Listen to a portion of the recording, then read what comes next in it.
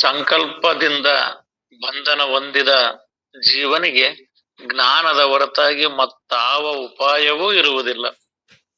ಅಂದ್ರೆ ಇಲ್ಲಿ ಜೀವದಿಂದನೇ ಸಂಕಲ್ಪದಿಂದನೇ ಅವನು ಬಂಧನ ಮಾಡ್ಕೊಂಡನ ಹೊರತು ನಿಜವಾಗೂ ಬಂಧನ ಅನ್ನೋದೇನಿಲ್ಲ. ಆ ಸಂಕಲ್ಪದಿಂದ ಮಾಡಿರೋ ಬಂಧನ ಬಿಡುಗಡೆ ಆಗ್ಬೇಕು ಅನ್ನೋದಾದ್ರೆ ಅದು ಜ್ಞಾನದ ಹೊರತಾಗಿನ ಮತ್ತಿನ್ಯಾವ ಉಪಾಯವೂ ಇಲ್ಲ. ಅದು ವಿವೇಕದಿಂದ ನೋಡಿದ್ರೆ ಸಾಕು, ಆ ಬಂಧನ ಐತಿ ಅನ್ನೋದ ಸುಳ್ಳಾಗಿ ಹೋಗ್ಬಿಡ್ತತಿ. ಅದು ಸುಳ್ಳಾಗಿ ಹೋಗ್ಬೇಕಂದ್ರ ಜ್ಞಾನದ ವಿಚಾರವನ್ನ ಬಲ್ಲಂತ ಅನುಭವಿಗಳು ಕೂಡ ತಿಳಿದ್ರ ಅದು ನಮಗೆ ನಿಜವಾಗೂ ನಾನು ಬಂಧನ ಇಲ್ದವನು, ನಾನು ಮುಕ್ತ ಸ್ವರೂಪನ ಅದನೆ ಅನ್ನೋದು ಗೊತ್ತಾಗ್ತತಿ. ನಾನು ಆತ್ಮ ಸ್ವರೂಪ ಅದನೆ ಅನ್ನೋದೇ ತಿಳಿತೈತಿ. ಆ ಆತ್ಮದ ಅನುಭವ ನಮಗೆ ಬಂತು ಅಂದ್ರ ಅದ್ರೊಳಗ ಬಂಧ ಮೋಕ್ಷ ಜನ್ಮ ಮರಣ ಇವ್ಯಾವು ಆತ್ಮನೊಳಗಿಲ್ಲ, ಇವು ಸಂಭವಿಸೋದಿಲ್ಲ, ಇವು ನನಗೂ ಕೂಡ ಇಲ್ಲ. ಇವೆಲ್ಲವೂ ಕೂಡ ಬರೀ ಜೀವ ಭಾವದ ಮಾತುಗಳು. ಇವೆಲ್ಲವೂ ಜೀವಭಾವದ ಮಾತುಗಳು. ಬಂಧ ಮೋಕ್ಷ ಮುಕ್ತಿ ಅನ್ನವು ನಿಜವಾದ ಆತ್ಮ ವಿಚಾರವನ್ನು ತಿಳಿದ್ರ ಆತ್ಮದೊಳಗೆ ಇವ್ಯಾವು ಇಲ್ಲ ಅನ್ನೋ ವಿಚಾರ ನಿನ್ನೆ ವಿಷಯದೊಳಗ ನೋಡಿದ್ದೀರಪ್ಪಾಜಿ. ಇವತ್ತು ದಶಕ 8 ಸಮಾಸ 8 ಆತ್ಮ ದರ್ಶನ ನಿರೂಪಣ ನುಡಿ 70 ಶ್ರೀ ಗುರುಭ್ಯೋ ನಮಃ. ನುಡಿ 1:5 ಹಿಂದೆ ಪರಮಾತ್ಮನೆನ್ನುವನು ನೀನೇ ಇರುವಿ ಎಂದು ನಿರೂಪಣವಾಯಿತಷ್ಟೇ. ಆ ಪರಮಾತ್ಮನ ಲಕ್ಷಣವಿದು. ಹೀಗೆ ಪರಮಾತ್ಮನಿಗೆ ಜನ್ಮ ಮರಣಗಳಿಲ್ಲ, ಅವನಿಗೆ ಬರ ಹೋಗುವುದಿಲ್ಲ, ಮತ್ತು ಆತನಿಗೆ ಬಂಧ ಮೋಕ್ಷಗಳು ಎರಡೂ ಇರುವುದಿಲ್ಲ. ಪರಮಾತ್ಮನು ನಿರ್ಗುಣ ನಿರಾಕಾರನು. ಅಂದ್ರೆ ನಾವ್ ನಿನ್ನೆ ವಿಚಾರದೊಳಗ ಅಲ್ಲಿ ಆತ್ಮನೇ ತಾನಂತ ಆತ್ಮ ವಿಚಾರವನ್ನ ನಾವು ಕೇಳಿ ತಿಳಿದೀವಂದ್ರ ಆತ್ಮನೇ ನೀನು ಅನ್ನೋದು ಸರಿ ಒಪ್ಪಿಗೆ ಆಯ್ತು. ನೀನ್ ಆತ್ಮನದಿ, ನೀನ್ ಪರಮಾತ್ಮ ಸ್ವರೂಪನದಿ ಅನ್ನೋದು ಖಚಿತ ಆಯ್ತು. ಮತ್ತೆ ಆದ್ರ ಆ ಆತ್ಮ ಸ್ವರೂಪನ ಲಕ್ಷಣಗಳೇನು, ಅದ್ ಹೆಂಗಿರ್ತತಿ ಅಂತ ವಿಚಾರ ಮಾಡಿ ನೋಡಿದ್ರೆ ಆ ಆತ್ಮನಿಗೆ ಜನ್ಮ ಮರಣಗಳು ಅನ್ನೋದು ಇಲ್ಲ. ಅವನಿಗೆ ಬರ್ತಾನ ಹೋಗ್ತಾನ, ಸುಖ ದುಃಖಗಳು ಅನುಭವಿಸ್ತಾನ ಅನ್ನೋದು ಇಲ್ಲ.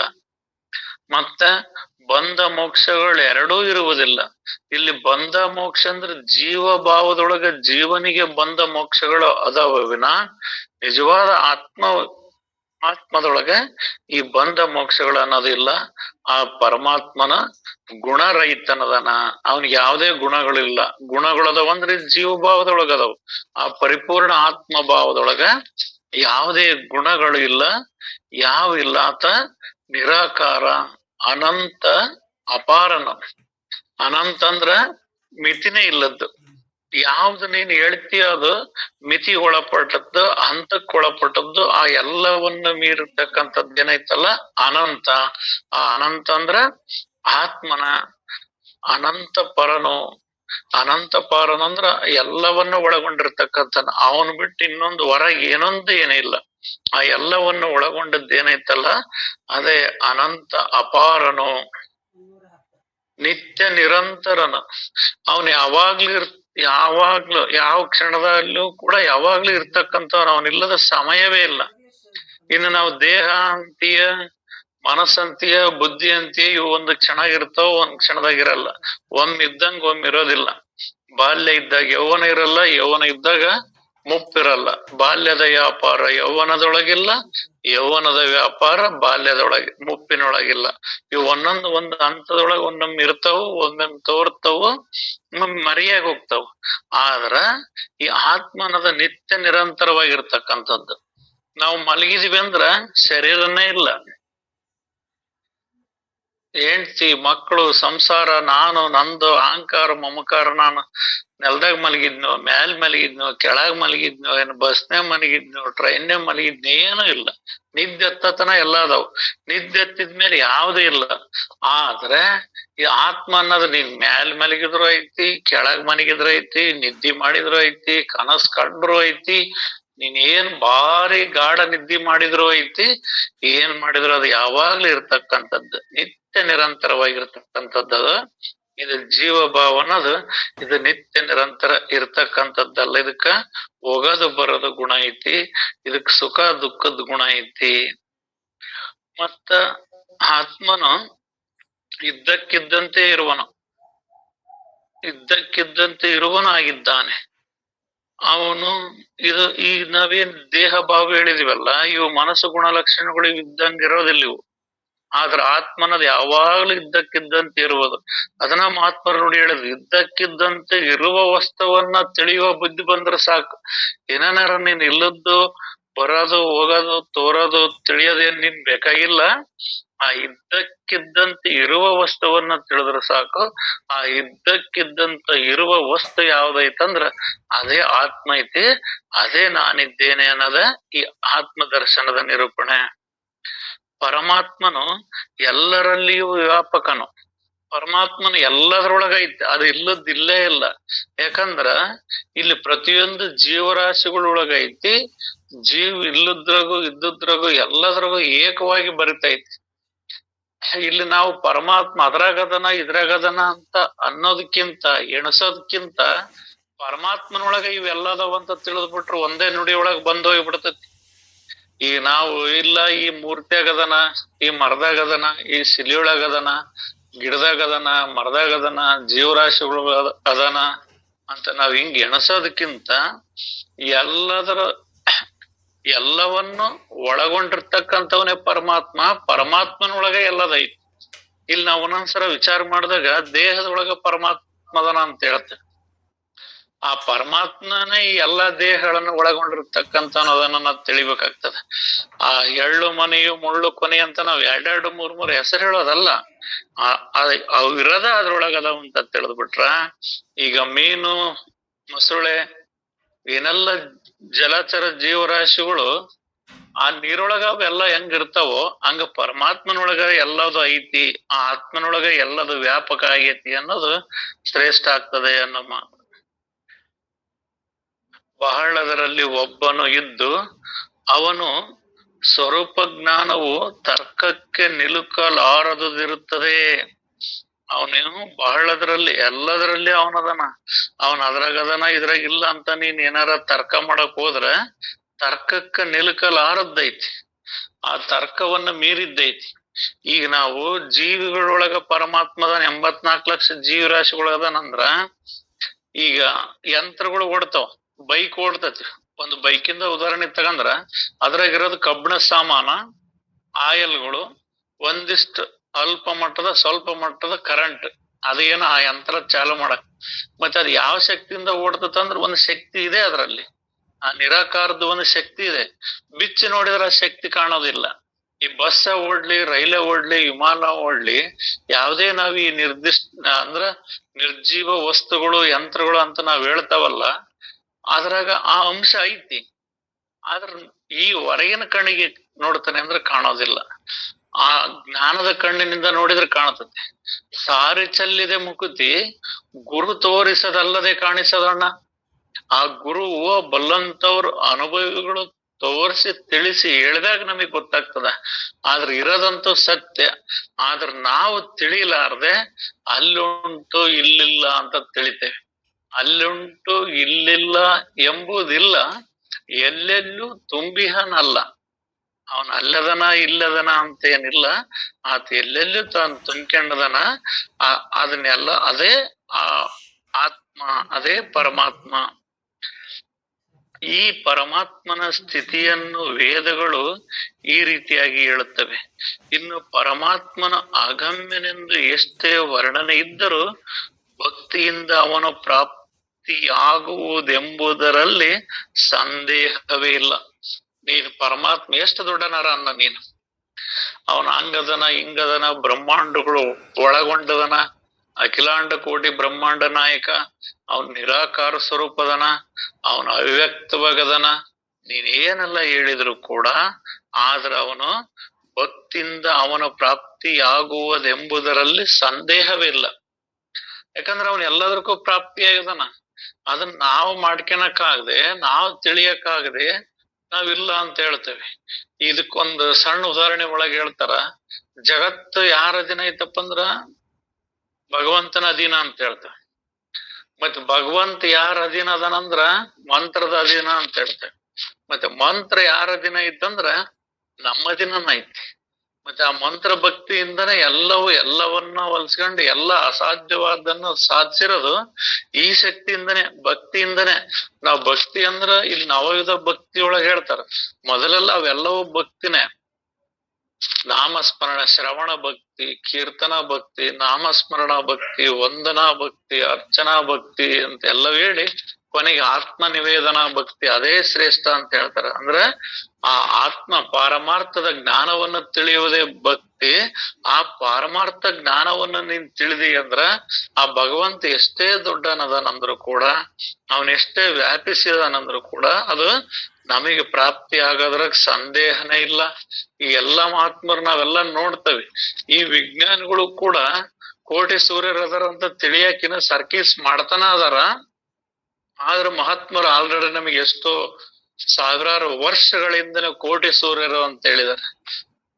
ಹಂಗ ಈ ಆತ್ಮಕ್ಕೆ ಎಲ್ಲದೂ ತಿಳಿತೈತಿ. ಇದಕ್ ಕಾಣದ್ದು ತಿಳಿಲಾರದ್ದು ಯಾವುದೂ ಇಲ್ಲ ಈ ಜ್ಞಾನಕ್ಕ. ಆದ್ರೆ ಇದು ಒಲಿತೈತಿ. ನಾವ ಶ್ರೇಷ್ಠ ಅಂತ ಇಲ್ಲಿ ಹೇಳ್ತತಿ. ಯಾಕಂದ್ರ ಅವನ್ನ ತಿಳಿಯವನ್ ನೀನ್ ಅದಿಯಲ್ಲ. ಆ ತಿಳಿಯವನ್ ನೀನ್ ಇರೋದ್ರಿಂದ ನೀನೇ ದೊಡ್ಡನು, ನೀನೇ ಘನ. ಕರಿ ಘನವೆಂಬೆನು. ಇದಕ್ ಬಸವಣ್ಣವರು ಒಂದು ವಚನದೊಳಗೆ ಹೇಳ್ತಾರ, ಕರಿ ಘನ ಅಂಕುಶ ಕಿರಿದೆನ್ನಬಹುದೇ. ಕಿಟಕಿ ಹಾಕಿರಣ, ಕಿಟಕಿ ತೆಗಿರಿ. ತೆಗಿತೇನ್ರಿ ಒಂದು ನಿಮಿಷ.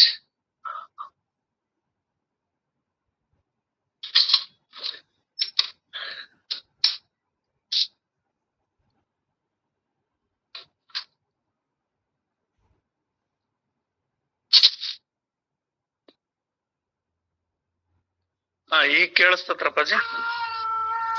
ಹಾ ಸರಿ, ಕೇಳ್ತ. ಕರಿ ಘನ ಅಂಕುಶ ಕಿರಿದೆನ್ನಬಹುದೇ ಅನ್ನಬಾರದಯ್ಯ. ಗಿರಿ ಘನ ವಜ್ರ ಕಿರಿದೆನ್ನಬಹುದೇ ಕಿರಿದೆನ್ನಬಾರದಯ್ಯ. ಭಗವಂತ ಘನ ಆ ನೆನೆಯುವ ಮನ ಕಿರಿದೆನ್ನಬಹುದೇ ಕಿರಿದೆನ್ನಬಾರದಯ್ಯ. ಕೂಡಲ ಸಂಗಮ ದೈವ ಅಂತೇಳಿ ಬಸವಣ್ಣವ್ರ ವಚನದೊಳಗೆ ಒಂದ್ ಹೇಳ್ತಾರ. ಇವಾಗ ಆನಿ ದೊಡ್ಡದು, ಕರಿ ಘನ ಆನಿ ದೊಡ್ಡದು ಅಂತ ಆನಿಯನ್ನ ಪಳಗಿಸ್ತಕ್ಕಂತ ಅಂಕುಶ ಎಷ್ಟಿರ್ತತಿ? ಒಂದು ಮೊಳ ಉದ್ದ ಇರ್ತತಿ, ಒಂದ್ ಕಬ್ಬಿಣ ಸಳ್ಳ.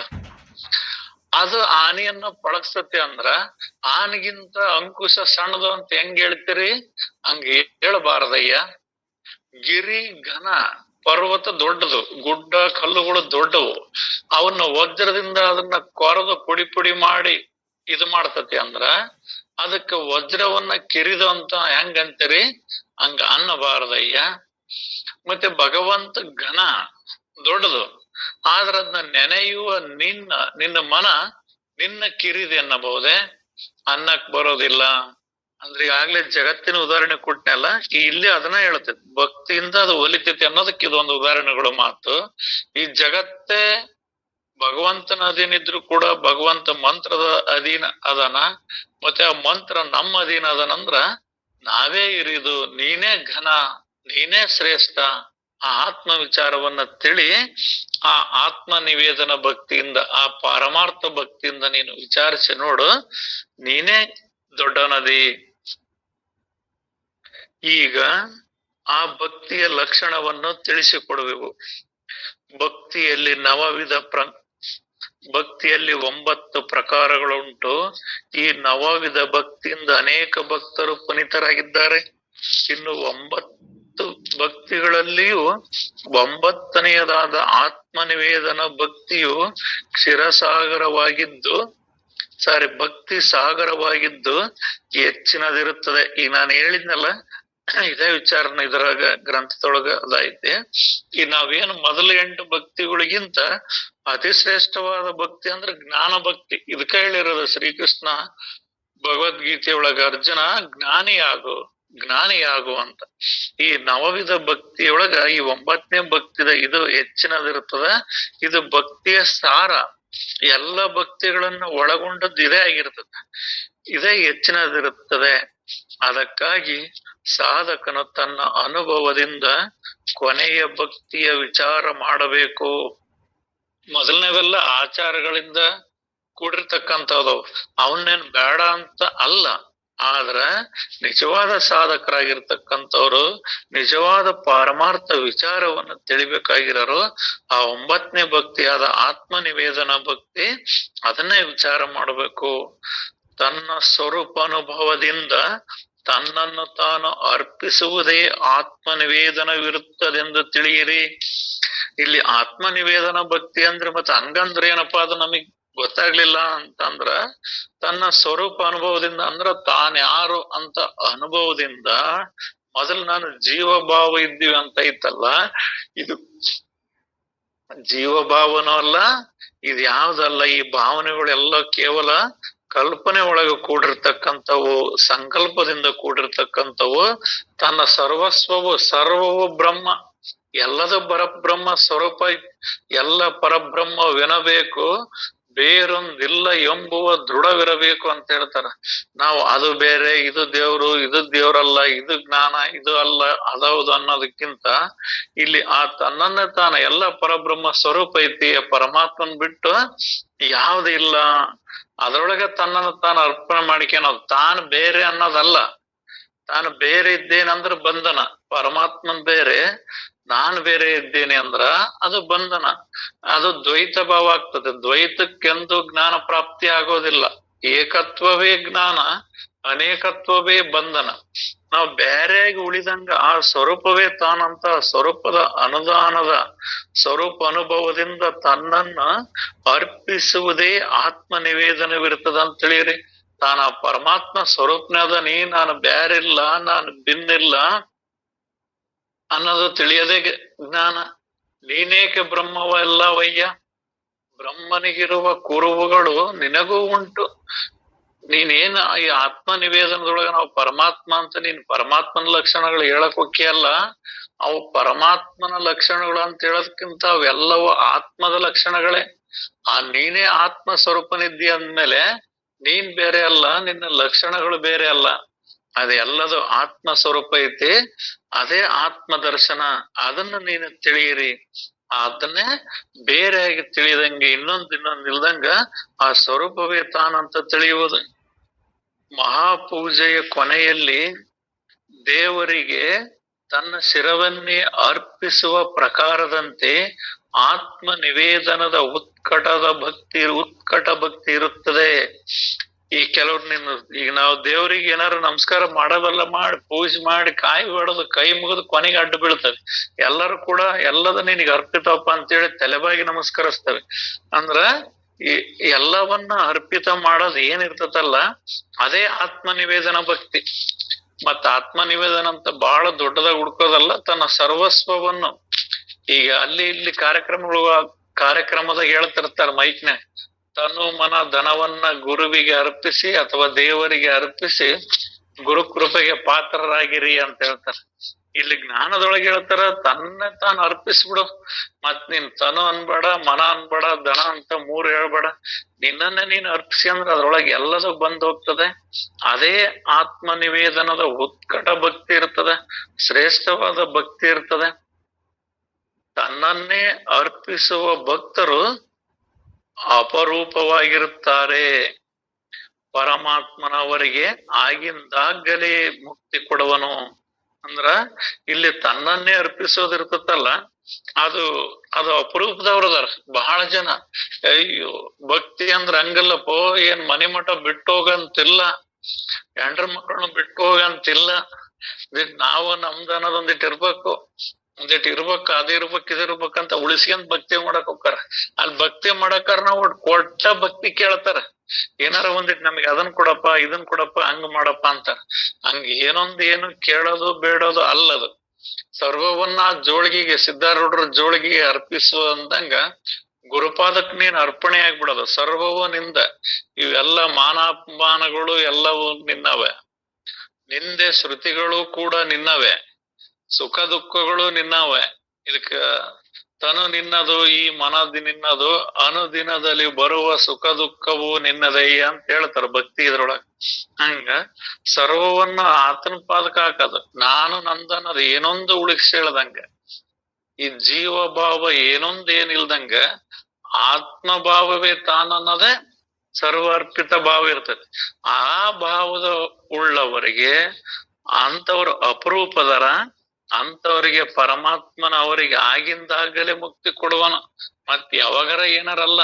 ಇಲ್ಲಿ ಮುಕ್ತಿ ಅಂದ್ರೆ ಏನಂದ್ರ ನಾನು ಅನ್ನೋದು ಏನೊಂದು ಉಳಿದಂಗ ಆ ನಾನು ಹೋಗೋದು. ಆ ನಾನು ಹೋಗೋದೇ ಶ್ರೇಷ್ಠ ಭಕ್ತಿ ಇರ್ತದ. ಕನಕದಾಸರು ಹೇಳಿದ್ದು ಮಾತು ಅದ, ನಾನು ಎಂದರೆ ಬದ್ಧ, ನಾನು ಎಂದರೆ ಮುಕ್ತ ಅನ್ನೋದು. ಈ ಜೀವಭಾವದ ನಾನು ಒಂದು ಅಣುವಿನಷ್ಟು ಉಳಿದ್ರು ಕೂಡ ಜ್ಞಾನ ಪ್ರಾಪ್ತಿ ಆಗಲ್ಲ ಅಂತ ಹೇಳಿ ಮಹಾತ್ಮರು ಹೇಳ್ತಿದ್ರು. ಒಂದು ಅಣುವಿನಷ್ಟು ಇದ್ರು ಕೂಡ ಜೀವ ನಾನಿದ್ದೇನಂದ್ರ ಅದು ಜ್ಞಾನ ಪ್ರಾಪ್ತಿ ಆಗಲ್ಲ.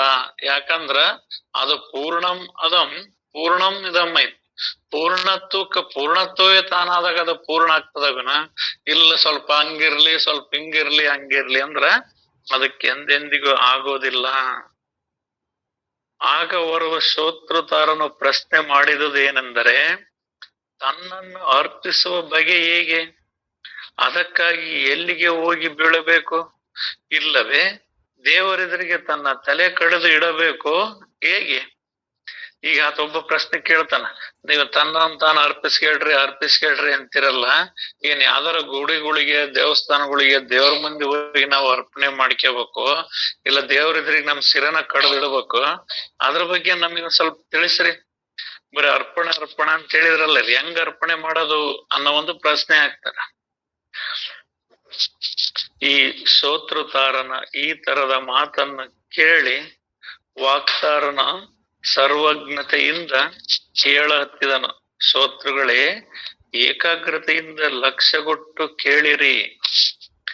ಆತ್ಮ ನಿವೇದನದ ರೀತಿಯಲ್ಲಿ ಮೊದಲಿಗೆ ತಾನು ಯಾರು ಎಂಬುದನ್ನ ನೋಡಿಕೊಳ್ಳಬೇಕು. ನೀವು ಆತ್ಮ ನಿವೇದನೆ ಅದಕ್ಕೆ ಅರ್ಪಣೆ ಮಾಡ್ರಿ ಅಂತ ಹೇಳಿದ್ರಿ, ಅದ್ ಹೆಂಗ ಅನ್ನೋ ಪ್ರಶ್ನೆ ಇಲ್ಲಿ ಉತ್ತರ ಹೇಳ್ತಾರ ಅವ್ರ ಗುರುಗಳು. ಮೊದಲು ನಾನು ಯಾರು ಅನ್ನೋದನ್ನ ಪತ್ತೆ ಹಚ್ಚಬೇಕು. ನಾನು ಯಾರದನಿ, ತಾನು ಯಾರು ಎಂಬುದನ್ನು ನೋಡಿಕೊಳ್ಳಬೇಕು. ಮತ್ತ ಆಮೇಲೆ ನಿರ್ಗುಣ ಪರಮಾತ್ಮನನ್ನ ಗುರುತಿಡಿಯಬೇಕು.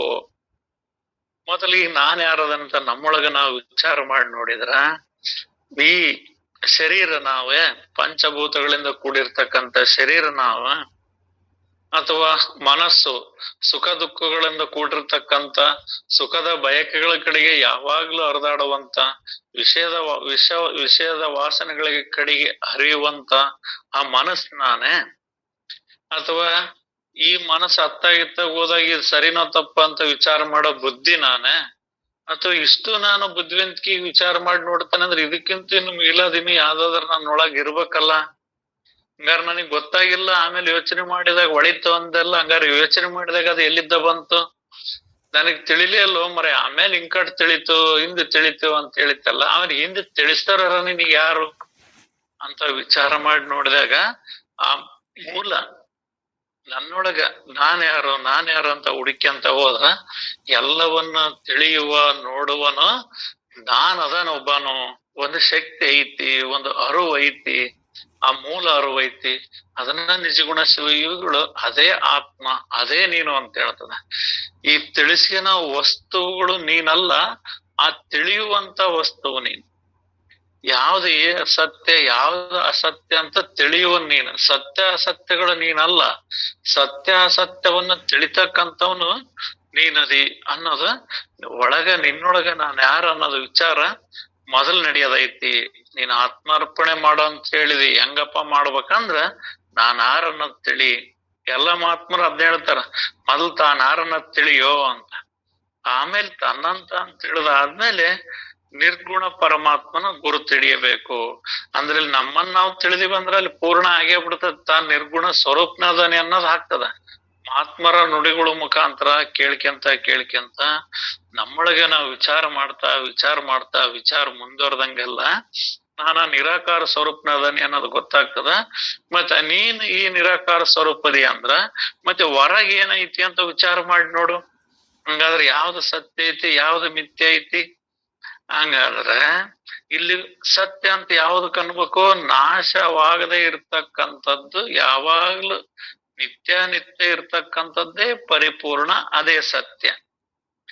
ಮತ್ತ ಹಂಗಾರ ಇಲ್ಲಿ ಇರ್ಲಾರದ್ದು ಏನಾರ ತೋರೋದು, ಅಡಗೋದು, ಬರೋದು, ಹೋಗೋದು, ಸುಖ ದುಃಖಗಳಿಗೆ ಬಂದು ಹೋಗೋದು, ಕಲ್ಪನೆಗಳನ್ನು ಮಾಡೋದು, ಹಿಡಿಯೋದು ಬಿಡೋದು ಏನಾರ ಮಾಡ್ತತಿ ಅಂದ್ರ ಅದು ಸುಳ್ಳು. ಹಂಗಾದ್ರ ಇಲ್ಲಿ ನಿರ್ಗುಣ ನಿರಾಕಾರ ಒಂದೇ ಸತ್ಯ ಆಗ್ತದ, ಅದೇ ಪರಮಾತ್ಮ ಆಗ್ತದೆ. ಅದನ್ನ ನೀನ್ ತಿಳಿಬೇಕಾಗ್ತದೆ, ಅದನ್ನ ವಿಚಾರ ಮಾಡಬೇಕಾಗ್ತದೆ. ಆ ವಿಚಾರದಿಂದ ಪರಮಾತ್ಮನ ಗುರ್ತು ಹಿಡಿಯಬೇಕು. ಇದನ್ನ ಹೆಂಗೋ ಗುರ್ತು ಹಿಡಿತೀನಿ ಅಂದ್ರೆ ತಿಳಿಯೋದಿಲ್ಲ. ಇಲ್ಲಿ ಸತ್ಯ ಮತ್ತು ಅಸತ್ಯ. ಸತ್ಯವಂದ್ರೆ ಯಾವಾಗ್ಲೂ ಇರ್ತಕ್ಕಂಥದ್ದು, ಅಸತ್ಯವಂದ್ರ ಬಂದು ತೋರಿ ಅಡಗುವಂಥದ್ದು, ಮರೆಯಾಗುವಂಥದ್ದೇ ಅಸತ್ಯ ಇರ್ತತಿ. ಇದನ್ನ ನೀನು ಗುರುತು ಹಿಡಿಬೇಕು. ದೇವರ ಹಾಗೂ ಭಕ್ತನ ಶೋಧ ಮಾಡಿದರೆ ಆತ್ಮ ನಿವೇದನವೇ ಆಗಿ ಬಿಡ್ಬೋದು. ನೀನ್ ಆತ್ಮ ನಿವೇದನೆ ಅಂತ ಬೇರೆ ಏನಾರ ಮಾಡಕ್ ಹೋಗೋದಲ್ಲ. ಅದ್ರೊಳಗ್ ಕರ್ಮಗಳು ಏನಿಲ್ಲ. ದೇವ್ರಂದ್ರೆ ಯಾರು ಮತ್ ನಾನಂದ್ರೆ ಯಾರು? ಮೊದ್ಲು ನನ್ನನ್ನು ನಾನು ತಿಳಿಯೋದೈತಿ. ನನ್ನನ್ನು ನಾನು ತಿಳಿದಾದ್ಮೇಲೆ ನನ್ನೊಳಗೆ ನಾನು ಯಾರಂತ ತಿಳಿದು ವಿಚಾರ ಮಾಡಿದ್ರೆ ಅದಕ್ಕೆ ಉತ್ತರ ನಾನು ಆತ್ಮ ಸ್ವರೂಪನಿದ್ದೇನೆ, ನಿರಾಕಾರ ಸ್ವರೂಪನಿದ್ದೇನೆ ಅಂತ ಗೊತ್ತಾಗ್ತದ. ಮತ್ತೆ ಈ ರೂಪ ನಾಮಗಳಿಂದ ಕೂಡಿರ್ತಕ್ಕಂಥದ್ದು ಇದು ನಾಶವಾಗದೈತಿ, ಇದು ನಾನಲ್ಲ, ಇದು ಪಂಚಭೂತಗಳಿಂದ ಕೂಡಿದ್ದೈತಿ ಅನ್ನೋದು ಗೊತ್ತಾಗ್ತದೆ. ಅರ್ಥಾತ್ ಇಲ್ಲಿ ನಿನ್ನೊಳಗ ನೀನ್ ನೋಡ್ಕೊಂಡು ಬೇರೆ ಪಡಿಸಿದೆಲ್ಲ, ಹಂಗ ಹೊರಗೂ ಕೂಡ ರೂಪನಾಮಗಳಿಂದ ಕೂಡಿದ್ದೆಲ್ಲದು ಮಿಥ್ಯ ಐತಿ. ಅದಕ್ಕ ಆಧಾರವಾಗಿರ್ತಕ್ಕಂಥದ್ದೊಂದು ಪರಬ್ರಹ್ಮ ಸತ್ಯನ ಐತಿ ಅನ್ನೋದು ವಿಚಾರ ತಿಳಿದೈತಿ. ಈ ವಿಚಾರಕ್ಕ ಜಗತ್ ಮಿಥ್ಯ, ಪರಮಾತ್ಮ ಸತ್ಯ ಅಂತ ಹೇಳ್ತಾರ. ಹೆಂಗ ಹೇಳಿದ್ರಂದ್ರ ಹಂಗ ಹೇಳೋದಲ್ಲ. ಆ ವಿಚಾರ ನಡೆದಾಗ ಅದು ವಿಚಾರದಿಂದನೇ ಅದು ತಿಳಿತದ ವಿನ ಬೇರೆ ಯಾವ್ದ್ರಿಂದನೂ ತಿಳಿಯೋದಿಲ್ಲ. ಇದನ್ನ ತಿಳಿಯೋದೆ ದೇವರು ಹಾಗೂ ಭಕ್ತನ ಶೋಧ ಮಾಡಿದ್ರೆ ಅದೇ ಆತ್ಮ ನಿವೇದನ ಭಕ್ತಿಯಾಗ್ಬಿಡುವುದು. ಹಾಗೆ ಗೊತ್ತು ಹಚ್ಚಿದರೆ ಭಕ್ತನು ಸನಾತನನಾದ ದೇವರೇ ಇರುತ್ತಾನೆಂದು ಸಿದ್ಧವಾಗುವುದು. ಇದನ್ನ ನೀನು ವಿಚಾರ ಮಾಡಿದಿ ಅಂದ್ರ ನೀನೇನು ಭಕ್ತನ ಬೇರೆ, ಪರಮಾತ್ಮ ಬನ್ ಬೇರೆ ಅದನ, ನಾನು ಭಕ್ತನ ಅದನಿ, ನಾನು ಆತ್ಮ ನಿವೇದನ ಮಾಡ್ಕೊಂತೇನೆ ಅಂತ ಏನು ಈಗ ತಿಳಿದಿದ್ದಲ್ಲ, ತಿಳಿಯ ತನಕ ಭಾವ ನಿನಗಿತ್ತು. ಯಾವ್ದು ಸಗುಣ, ಯಾವ್ದು ನಿರ್ಗುಣ, ಯಾವ್ದು ಸತ್ಯ, ಯಾವ್ದು ಮಿಥ್ಯ ಅಂತ ತಿಳಿಯ ತನಕ ನಿನ್ನೊಳಗೆ ಭಾವನೆ ಇತ್ತು. ಇದನ್ನ ತಿಳಿದಾದ ತಕ್ಷಣನೇ ಸನಾತನನಾದ ದೇವರೇ ಇರುತ್ತಾನೆಂದು ಸಿದ್ಧವಾಗಿರುವುದು. ಎಂದೆಂದಿಗೂ ನೀನ್ ಹಿಂದೆ ಎಲ್ಲಿ ತನಕ ಹಿಂದೆ ಹೇಳಕ್ ಹೋಗ್ಯೋ ಅದ್ರಿಂದೇನೋ ನಾನ ಇದ್ದೆ, ಇನ್ನು ಮುಂದಕ್ಕೆ ನೀನ್ ಎಲ್ಲಿ ತನಕ ಹೇಳ್ತಿ ಅಂದ್ರೆ ಅಲ್ಲಿ ನಾನೇ ಇದ್ದೇನೆ, ಆ ದೇವರೇ ತಾನಿರ್ತಾನೆ ಅನ್ನೋದು ಸಿದ್ಧವಾಗ್ತದ ಅಂತ ಇಷ್ಟ ಹೇಳ್ತದ್ರಪ್ಪಾಜಿ. ಇಲ್ಲಿಗೆ ಸಮಯ ಆಯ್ತು. ಮತ್ತೆ ಉಳಿದ ವಿಚಾರವನ್ನ ಮತ್ತೆ ನಾಳೆ ನೋಡೋಣ್ರಪ್ಪಾಜಿ. ಎಲ್ಲರಿಗೂ ಶರಣಾರ್ಥಿ ಅಪ್ಪಾಜಿ.